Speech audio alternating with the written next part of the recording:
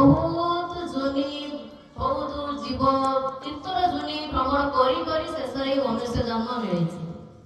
ଭାଗବତରେ କୁହାଯାଇଛି ଜଳସା ନବଲକ୍ଷାଣି ସ୍ଥାବର ବିଂଶତି ଲକ୍ଷ ଭ୍ରୂମୟୁ ରୁଦ୍ର ସଂଖ୍ୟକାର ପକ୍ଷିନାଂ ଦଶ ଲକ୍ଷକଂ ତ୍ରିଂଶ ଲକ୍ଷାଣି ପଶବ ଚତୁର୍ଲକ୍ଷାଣି ମାନବ।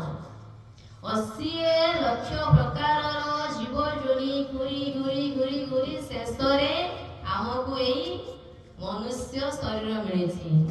ତେଣୁକରି ଆମେ ଯଦି ଏଇ ମନୁଷ୍ୟ ଶରୀରର ଫାଇଦା ନ ଉଠାଇବା ତାହେଲେ ଲାଭ କଣ? ଯେତେ ଶାସ୍ତ୍ର ରହିଛି ଯୋଉ ସାଧୁ ସଂଘ ଏସବୁ କାହା ପାଇଁ? ମନୁଷ୍ୟମାନଙ୍କ ପାଇଁ ନା। ଆକୁ କଣ ପଶୁ ପକ୍ଷୀ ମାନେ କଣ ଏଠାରେ ଆସି ବସି ପାରିବେ ନା ଶୁଣି ପାରିବେ? ଗ୍ରନ୍ଥ କିଏ ପଢିପାରିବ? ଭାଗବତ ଗୀତା ସାଧୁ ସଂଘ ଭଗବାନଙ୍କ ସେବା କିଏ କରିପାରିବ? କେବଳ ମନୁଷ୍ୟ ହିଁ କରିପାରିବ। ଏସବୁ ମନୁଷ୍ୟ ମାନଙ୍କ ପାଇଁ ରଖାଯାଇଛି। ତେଣୁକରି ସେ କହୁଛନ୍ତି ଧର୍ମେଣ ହୀନା ପଶୁଭି ସମାନା। ଯେ ଧର୍ମ କଣ ଜାଣେ ନାହିଁ ସେ ପଶୁ ସହିତ ସମାନ। ବାସ୍ତବରେ ଧର୍ମ କଣ? ମନୁଷ୍ୟର ଧର୍ମ କଣ? ମନୁଷ୍ୟ ଏ ଯୋଉ ଶରୀର ପାଇଛି କଣ ପାଇଁ ପାଇଛି? ସେ କହୁଛନ୍ତି ଧର୍ମ ସୁନିଶ୍ଚିତ ପୁଂସା ବିଶ୍ୱକସେନ କଥା ସୁଜ ନତ ପାଦୟତ ଯତରତି ଶ୍ରମ ଏଭଳି କେବଳ।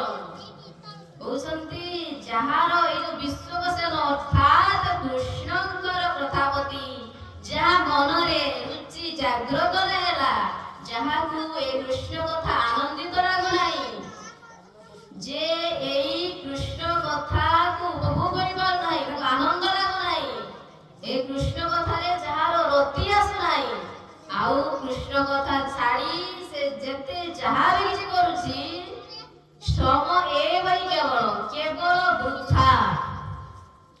ତେଣୁକରି ଆମକୁ ଏଇ ଯୋଉ ମନୁଷ୍ୟ ଶରୀର ମିଳିଛି ବାସ୍ କିଛି ଦିନର, ଅଳ୍ପ ଦିନର। ତାପରେ ଆମକୁ କୋଉ ଶରୀର ମିଳିବ ଆମେ ଜାଣିଛନ୍ତି? ଆମେ ପୂର୍ବରୁ କଣ ଥିଲେ ଆମେ ଜାଣିଛନ୍ତି? ଆମେ କଣ ଜାଣିଥିଲେ ଆମକୁ ଏଇ ଶରୀର ମିଳିବ? ଆମେ ଏଇ ପରିବାର ଜନ୍ମ ହେବା, ଏଇ ଆମର ପିତାମାତା ହେବେ, କି ଆମେ ଧନୀ ହବା କି ଗରିବ ହବା, ଆମର କେତେଟା ସନ୍ତାନ ହବ, ଆମେ କଣ କିଛି ଜାଣିଥିଲେ? କିଛି ଜାଣିନାହାନ୍ତି। ଆମ ପିଲା ଭବିଷ୍ୟତରେ କଣ କରିବେ ଆମେ କଣ ଜାଣିଛନ୍ତି? ଆମର ଭବିଷ୍ୟତ କଣ ହବ ଆମେ କଣ ଜାଣିଛନ୍ତି? କିଛି ଜାଣିନାହାନ୍ତି। ତେଣୁକରି ଏସବୁ ଆମକୁ କିଏ ଦେଇଛନ୍ତି? ଏସବୁ ଆମକୁ ହରି ଦେଇଛନ୍ତି। ତେଣୁକରି ସେ ଆମକୁ ଏସବୁ ଦେଇଛନ୍ତି, କିନ୍ତୁ ଆମେ କଣ କରୁଛେ? କେବଳ ତାଙ୍କୁ ଛାଡ଼ି ଦେଇ ଆମେ ସଂସାର କାମରେ ଲାଗି ଯାଉଛେ।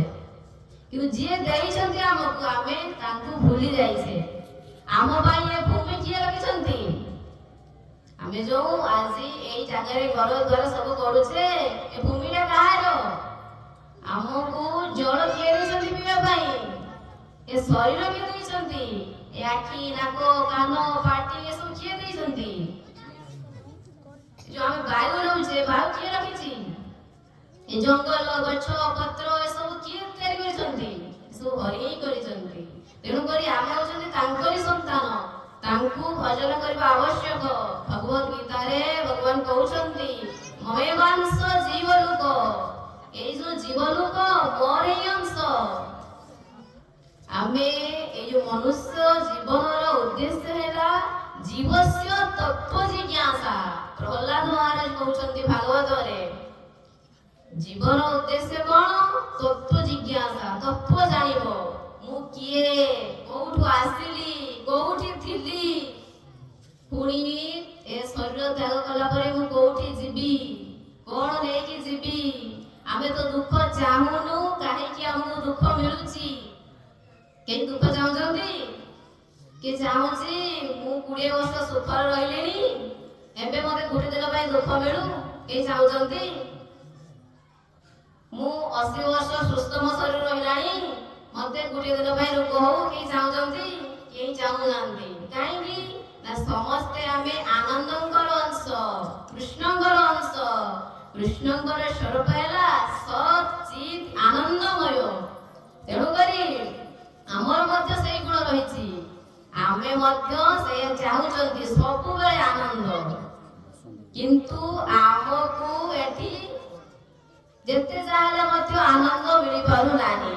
କିଏ କହୁଛି ମୁଁ ଧନୀ ହେଲେ ସୁଖରେ ରହିବି, ଯେ ଗରିବ ଅଛି ସେ କହୁଛି କଣ ମୁଁ ଧନୀ ହେଇଗଲେ ସୁଖୀ ହେବି। କିଏ କହୁଛି ମୋର ପୁଅ ନାହିଁ ମୁଁ ପୁଅ ପାଇଗଲେ ସୁଖୀ ହେବି। କିଏ କହୁଛି ମୋ ଶରୀର ରୋଗ ମୁଁ ନିରୋଗ ହେଲେ ସୁଖୀ ହେଇଯିବି। କିନ୍ତୁ ବାସ୍ତବରେ ଏଠି ତମେ ଯାହା ବି ହୁଅ ନା କାହିଁକି ଏଠାରେ ସୁଖ ନାହିଁ।